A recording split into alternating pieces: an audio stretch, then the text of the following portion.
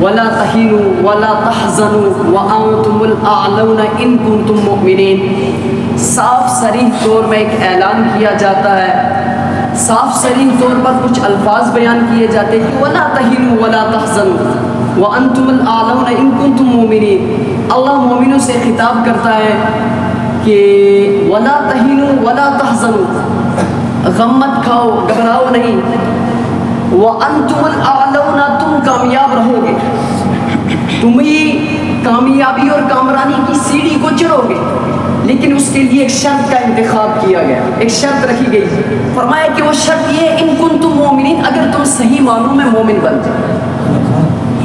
گویا کہ کامیابی اور کامرانی کی جو سیڑھی ہے اس کے لیے اللہ نے جو شرط رکھی ہے وہ انسان کے لیے، ایک مسلمان کے لیے کیا ہے کہ وہ صحیح معنوں میں مومن بن جائے۔ اگر وہ صحیح معنوں میں مومن بن جاتا ہے تو کامیابی اس کا مقدر بن جاتا ہے۔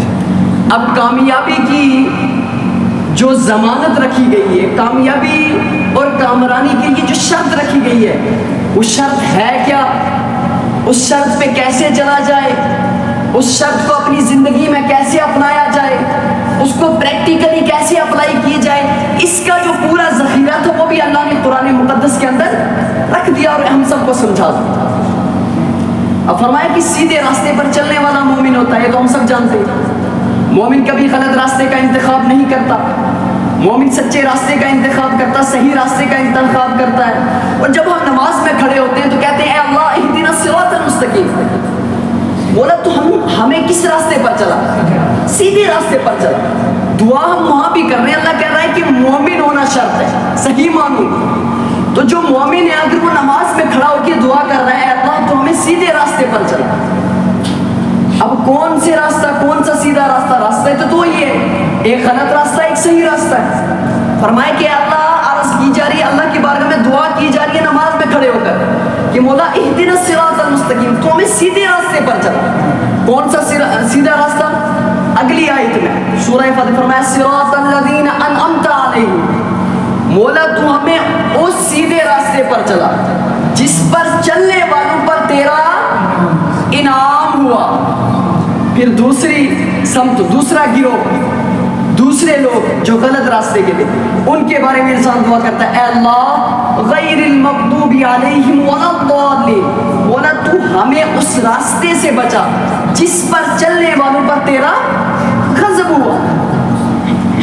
اب دو راستے ہمارے پاس دیے، ایک وہ جو مومن کو اختیار کرنا ہے، ایک وہ جو مشرک اور کافر کو اختیار کرنا ہے۔ اب یہ جو مومن کا راستہ ہے وہ کیا ہے؟ سب سے پہلے ہمیں یہ سمجھنے کی ضرورت ہے، جب ہم اس راستے پر چلنے لگے، جب ہم نے اللہ کے بنائے گئے اصولوں کو پکڑ لیا، اللہ کے بنائے گئے اصولوں کے پیچھے چلنے لگے، ان کو فالو کرنے لگے، ان کی ماتحت اپنی زندگی گزارنے لگے، تو پھر ہم صحیح معنوں میں کیا بن جائیں گے؟ مومن بن جائیں گے۔ تو اگر ہم مومن بن جائیں گے تو پھر کامیابی ہمارا مقدر ہو جائے گی۔ اب اللہ کا بنایا گیا مومن کے لیے کون سا راستہ ہے؟ سب سے پہلے اس بات کو بھی سمجھنا ہے کہ اللہ نے انسان کو اشرف المخلوقات نا انسان بنایا، تمام کائنات میں جتنی مخلوقاتیں پیدا کی فرمایا تو اشرف ہے۔ اس کے بعد دوسرا احسان ہوا کہ اشرف میں بھی کچھ لوگوں کو مومن بنا دیا، یہ اس سے بھی بڑی بات ہے، مسلمان بنایا۔ مومن اور مسلمان میں فرق ہے، یہ دو الگ کیٹیگریز ہیں۔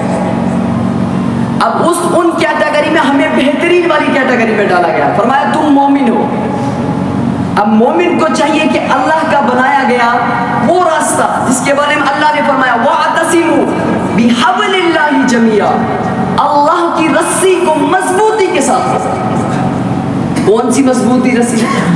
ایمان والی رسی، عقیدے والی رسی، خدا کے قریب کرنے والی رسی، اللہ کا قرب جس رسی کے ذریعے حاصل ہو وہ رسی، خدا کا خوف اور مشیت جس رسی کے ذریعے انسان کے دل میں اتر جائے اس رسی کو پکڑو۔